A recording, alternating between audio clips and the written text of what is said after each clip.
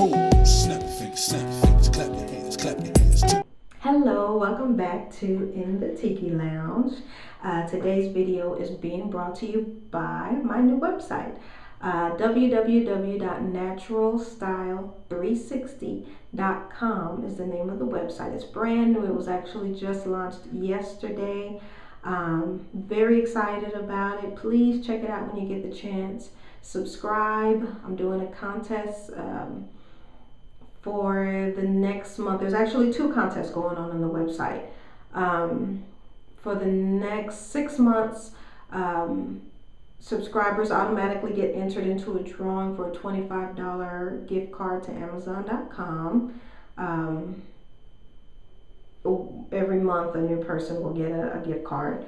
Also, I'm having a She's Got Style contest. You can submit your pictures of your hairstyles, your natural hairstyles, how you did it, that sort of thing. More rules are, the guidelines are on the website. So check it out when you get a chance. Let me know what you think. Tell your natural hair friends and your friends' to check out the website. The vision of it is to be a full-on community of women with natural hair. So check it out when you get a chance. Okay, today I am going to be doing a video on alopecia. Alopecia is pretty much a fancy word for balding. There's several different types to it. The 2 that I'm going to be talking about today is traction alopecia, which involves hair coming out from being pulled. And the second one is called alopecia areata. Alopecia areata is an autoimmune reaction illness in which your immune systems are attacking your hair cells. This is something that I actually suffered with in 2005, I want to say it was. Yeah, 2004, 2005, around that time. One day, actually it was just after I got back from the Essence Festival, and I noticed a bald spot in my hair. My hair is pretty much just the way it was in this hairstyle. I probably had it pulled back just like it is at the time, and no chemicals, no braids. I hadn't had anything in it. Just all of a sudden there was a patch about the size, between the size of a penny and a nickel, that had of hair that was gone. It was bald, slick in that spot, and which I thought was weird, and I was gonna just kind of leave it alone. I thought maybe I did something wrong. I didn't know what. I was gonna leave it alone and just let it be, and then a friend of mine, a guy friend actually, was telling me that the same thing happened to his mom, and the spot just got bigger, and she ended up with this giant patch of hair that was gone from her head. So I decided to go ahead and go to the dermatologist instead. I was in Houston at the time. Very nice lady. I wish I could remember her name. But pretty much what she did was explain to me what was going on, which was that the immune system was attacking the hair cells. Nobody knows why it happens.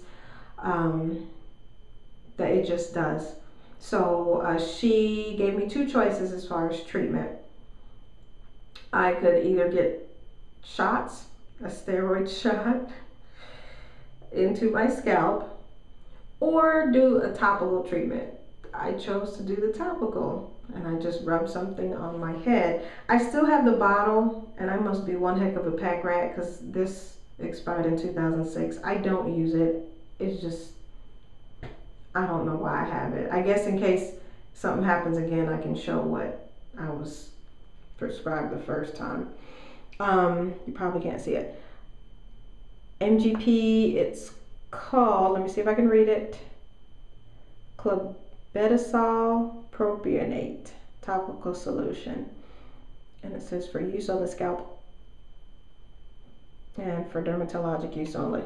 But I put this on my scalp every day. I can't remember if it was once or twice a day. But every day I rubbed it in there. It probably took about 2 to 3 months for my hair to really start coming in. First I got a little peach fuzz, and then it kind of finally started to grow in. Luckily I haven't had any issues with it since then. It came back a little bit thinner, which the dermatologist did warn me about. She was saying that any kind of a steroid, I believe, thins the hair out and thins the scalp out. So I would rub it in. It came back, it did come back thinner, and it grew thinner for a while, probably maybe a year. It just grew out a little bit thinner than the rest of my hair, and I was just careful with it. Now you really can't even tell where it was. There's no spots at all. I haven't had any problems with it.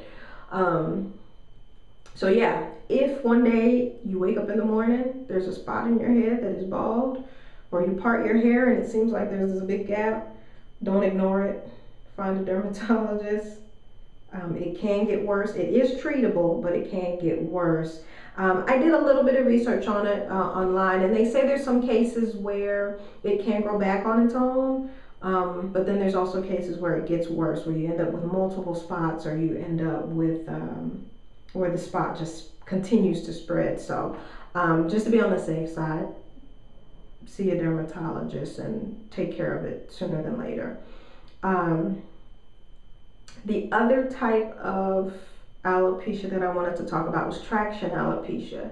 This is something that especially Black women tend to suffer from because of braids, weaves, wearing them too tight, wearing them too long.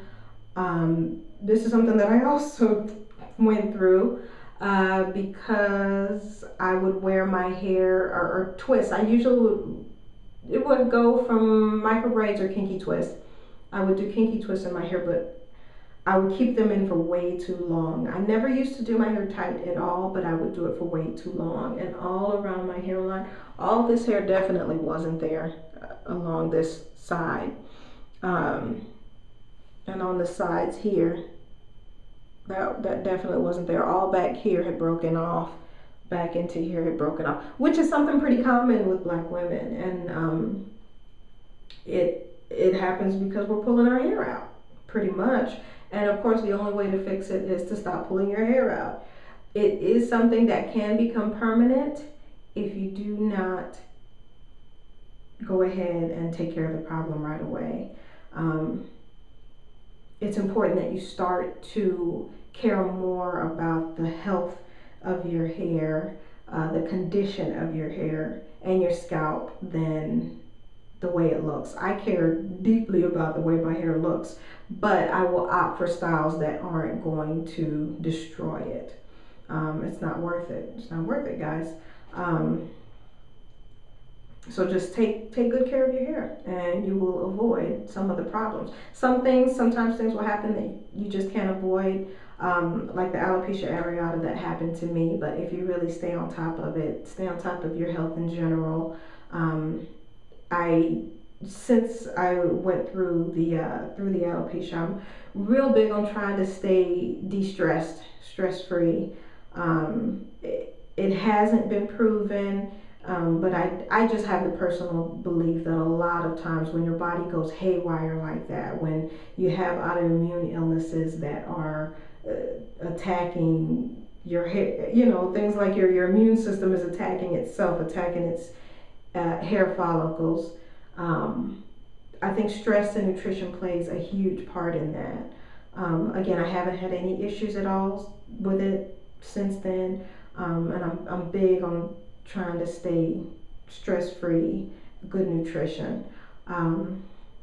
So that's it. I don't want to make this video too long, so I'll say goodbye for now. I'll have another video posted soon. I do plan on braiding my own hair very soon. I just haven't had the time to right away. Thank you for watching. Again, check out the website www.naturalstyle360.com. Please leave comments. Let me know what you think. Please rate and subscribe. Comment on this video. Thanks so much for watching.